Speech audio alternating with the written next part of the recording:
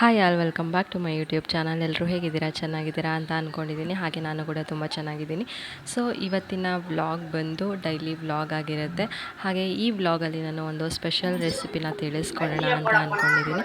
Video start ಮಾಡೋಣ. ಅದಕ್ಕೂ ಮುಂಚೆ ನನ್ನ ಚಾನಲ್ನ ಇನ್ನೂ ಯಾರಾದರೂ ಸಬ್ಸ್ಕ್ರೈಬ್ ಮಾಡಿಲ್ಲ ಅಂತ ಹೇಳಿದ್ರೆ ಸಬ್ಸ್ಕ್ರೈಬ್ ಮಾಡ್ಕೊಳ್ಳಿ. ಹಾಗೆ ಪಕ್ಕದಲ್ಲಿರೋ ಬೆಲ್ಲೈಕನ್ನ ಕೂಡ ಪ್ರೆಸ್ ಮಾಡ್ಕೊಳ್ಳಿ. ಸೊ ಇಲ್ಲಿ ಊರಿಂದ ನನ್ನ ತಮ್ಮ ಬಂದಿದ್ದ, ಇವನು ಚಿಕ್ಕಮ್ಮನ ಮಗ. ಸುಮ್ಮನೆ ಕೊಡ್ತಾನ, ಸುಮ್ಮನೆ ತಗೊಂತಾನ ಅದನ್ನು ಅಲ್ಲಿ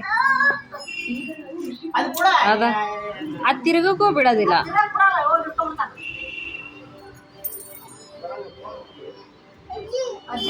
ಬರಲ್ಲಂತೆ, ಮಾಮಗ್ ಬರಲ್ಲಂತೆ. ಅಜ್ಜಿ ಕೊಡು, ಅಜ್ಜಿಗೆ.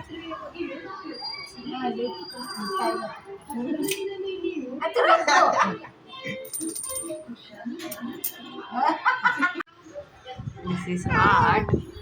Here is the artist.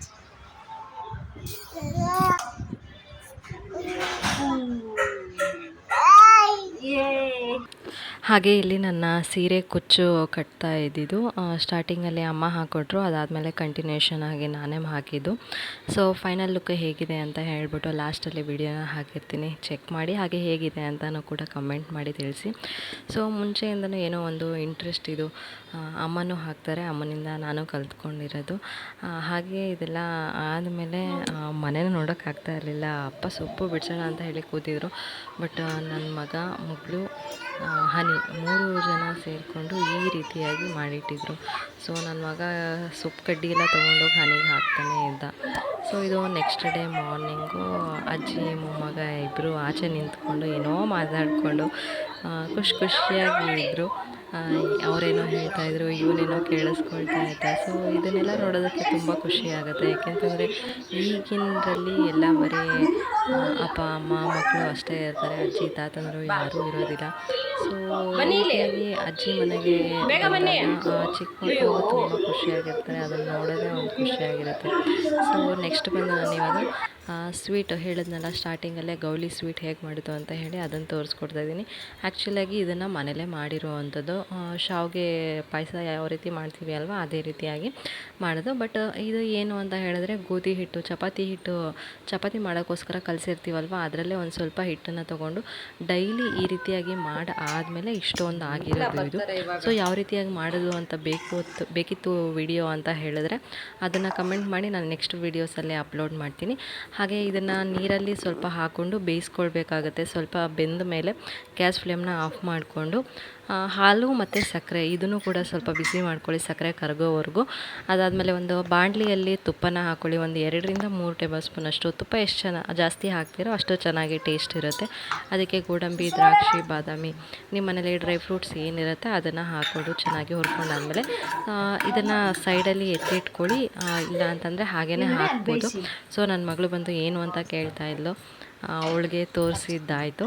So ಈಗ ಹಾಲು ಏನು ಕಾಯಿಸಿ ಇಟ್ಟಿದ್ವಿ ಅಲ್ವಾ ಪಕ್ಕದಲ್ಲಿ, ಅದನ್ನು ಮತ್ತೆ ಗ್ಯಾಸ್ ಫ್ಲೇಮ್ನಲ್ಲೇ ಇಟ್ಟು ಆನ್ ಮಾಡ್ಕೊಳ್ಳಿ. ಅದಾದಮೇಲೆ ತುಪ್ಪದಲ್ಲಿ ಏನು ಹುರ್ಕೊಂಡಿದ್ವಿ ಅದನ್ನು ಹಾಕ್ಕೊಂಡು, ಹಾಗೆ ಏನು ಗೌಲಿನ ನಾವು ನೀರಲ್ಲಿ ಬೇಯಿಸ್ಕೊಂಡಿದ್ವಲ್ಲ ಅದನ್ನು ಕೂಡ ಹಾಕ್ಕೊಳ್ತಾ ಇದ್ದೀವಿ. ಎಷ್ಟು ಬೇಕೋ ಅಷ್ಟು ಕನ್ಸಿಸ್ಟೆನ್ಸಿ ನೋಡ್ಕೊಳ್ಳಿ. ಒಂದು ಸ್ವಲ್ಪ ತಣ್ಣಗೆ ಆದಮೇಲೆ ಮಧ್ಯದಲ್ಲಿ ನನ್ನ ಮಗ ಮಾತಾಡ್ತಾ ಇರ್ತಾನೆ. ಸೊ ಕನ್ಸಿಸ್ಟೆನ್ಸಿ ಎಷ್ಟು ಬೇಕೋ ಅಷ್ಟನ್ನು ನೋಡಿಕೊಂಡು ಹಾಕ್ಕೊಳ್ಳಿ. ತಣ್ಣಗಾದ್ಮೇಲೆ ಒಂದು ಸ್ವಲ್ಪ ಗಟ್ಟಿ ಆಗೋದ್ರಿಂದ ಸೊ ಸ್ವೀಟು ಕೂಡ ರೆಡಿ ಆಯಿತು. ನೋಡ್ತಾ ಇರ್ಬೋದು ಹನಿ ಯಾವ ರೀತಿಯಾಗಿ ಓಡಾಡ್ತಾ ಇದ್ದಾಳೆ ಅಂತ ಹೇಳ್ಬಿಟ್ಟು. ಹನಿನೂ ಅಷ್ಟೇ ಆಲ್ರೆಡಿ ಸ್ವೀಟ್ ಮಾಡಿದ್ರಿಂದ ಅವಳು ನನಗೂ ಬೇಕು ಅಂತ ಹೇಳ್ಬಿಟ್ಟು ಹಿಂದೆ ಓಡಾಡ್ತಾ ಇದ್ಲು. ಸೊ ಸ್ವೀಟ್ ಹಾಕಬಾರ್ದು ಆ್ಯಕ್ಚುಲಾಗಿ ನಾಯಿಗಳಿಗೆ, ಬಟ್ ಕೇಳ್ತಾ ಇದ್ಲು ಅಂತ ಹೇಳ್ಬಿಟ್ಟು ಸ್ವಲ್ಪನೇ ಹಾಕಿದ್ದು. ವಿಡಿಯೋ ಮಾಡದೇ ಇರಬೇಕಾದ್ರೆ ಏನು ಪ್ಲೇಟ್ ಹಿಡ್ಕೊಂಡಾಗ ಫುಲ್ ಮೇಲೆಲ್ಲ ಎಗರ್ಬಿಟ್ಟು ಫುಲ್ ನಿಂತ್ಕೊಂಡು ರೌಂಡೆಲ್ಲ ಹೊಡಿತಾ ಇದ್ಲು. ಯಾವಾಗ ವಿಡಿಯೋ ಆನ್ ಮಾಡ್ತು ಆವಾಗಿಂದ ಮಾಡಲೇ ಇಲ್ಲ, ಎಷ್ಟೇ ಕೇಳಿದ್ರು. ಸೊ ಸರಿ ಆಯಿತು, ಹೋಗ್ಲಿ ಬಿಡು, ಸತಾಯಿಸೋದು ಬೇಡ ಅಂತ ಹೇಳ್ಬಿಟ್ಟು ಅವಳಿಗೂ ಊಟಕ್ಕೆ ಇಟ್ಟಿದ್ದಾಯಿತು. ನೋಡ್ತಿರ್ಬೋದು ಎಷ್ಟು ತಲೆಹರಟೆ ಮಾಡ್ತಾಳೆ ಅಂತಂದರೆ, ಹನಿ ಅಷ್ಟೇ ತಲೆಹರಟೆ, ಏನು ಕಂಟ್ರೋಲ್ ಮಾಡೋದಕ್ಕೆ ಹೋದರೂ ಆಗೋದಿಲ್ಲ. ಅವಳು ಭಯಪಡೋದು ಅಂತ ಹೇಳಿದ್ರೆ ನನ್ನ ತಮ್ಮಂಗೆ. ಸೊ ಅವಳಿಗೆ ತುಂಬ ಜಾಸ್ತಿ ಇದು ಮಾಡಬಾರ್ದು ಅಂತ ಹೇಳ್ಬಿಟ್ಟು ಸ್ವಲ್ಪ ಬಿಸಿ ಇದ್ದಿದ್ದರಿಂದ ಸ್ವಲ್ಪ ಸತಾಯಿಸಿದ್ದು, ಆಟ ಆಡಿಸಿದ್ದು ಅಷ್ಟೇ. ಸ್ವಲ್ಪ ಬಿಸಿ ಕಡಿಮೆ ಆದಮೇಲೆ ಅವಳಿಗಿಟ್ವಿ, ಅವಳು ಕೂಡ ತಿಂದಳು. ಅದಾದಮೇಲೆ ಮಕ್ಕಳಿಗೂ ಕೂಡ ಊಟ ಮಾಡಿಸಿದ್ದು ಆಯಿತು. ಹಾಗೆ ಹನಿನೂ ಕೂಡ ಅವಳಿಗೇನು ಅಂತ ಹೇಳಿದ್ರೆ ಈ ರೀತಿಯಾಗಿ ಫ್ರೀಯಾಗಿ ಬಿಡಬೇಕು. ಮೇಲ್ಗಡೆ ಮನೆ ಆಗಿರೋದ್ರಿಂದ ಏನಾದರೂ ಕಟ್ ಹಾಕಿಲ್ಲ ಅಂತ ಹೇಳಿದ್ರೆ ಫುಲ್ ಕೆಳಗಡೆ ಹೋಗ್ಬಿಟ್ಟು ಗೇಟಿಂದ ಆಚೆನೇ ಹೋಗ್ಬಿಡ್ತಾಳೆ.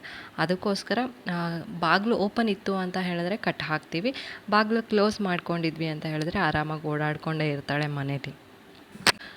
ಯಾರಿಗೆಲ್ಲ ಪೆಟ್ಸ್ ಕಂಡ್ರೆ ಇಷ್ಟ ಅಂತ ಹೇಳಿ ಕಮೆಂಟ್ ಮಾಡಿ ತಿಳಿಸಿ. ಹಾಗೆ ನಮ್ಮ ಹನಿ ನಿಮಗೆ ಹೇಗೆ ಅನಿಸಿದ್ಲು ಅಂತ ಅದನ್ನು ಕೂಡ ಕಮೆಂಟ್ ಮೂಲಕ ತಿಳಿಸಿ. ಹಾಗೆ ಮಕ್ಕಳಿಗೂ ಕೂಡ ಊಟ ಮಾಡಿಸಿದ್ದಾಯಿತು. ನನ್ನ ಮಗಳು ಬರೀತೀನಿ ಅಂತ ಹೇಳಿಬಿಟ್ಟು ಬರೀತಾ ಇದ್ಲು. ಅವಳಿಗೆ ಇಂಟ್ರೆಸ್ಟ್ ಇತ್ತು ಅಂತ ಹೇಳಿದ್ರೆ, ಮೂಡಿತ್ತು ಅಂತ ಹೇಳಿದ್ರೆ ಬರೀತಾಳೆ, ಇಲ್ಲ ಅಂತಂದರೆ ಯಾವುದೇ ಕಾರಣಕ್ಕೂ ಬರೆಯೋದಕ್ಕೆ ಹೋಗೋದಿಲ್ಲ. ಸೊ ಊಟ ಎಲ್ಲ ಆದಮೇಲೆ ಎಲ್ಲರೂ ಆಟ ಆಡಿಕೊಂಡು ನೋಡ್ತಿರ್ಬೋದು ಹನಿ ಯಾವ ರೀತಿಯಾಗಿ ಮಾಡ್ತಾ ಇದ್ದಾಳೆ ಅಂತ ಹೇಳ್ಬಿಟ್ಟು.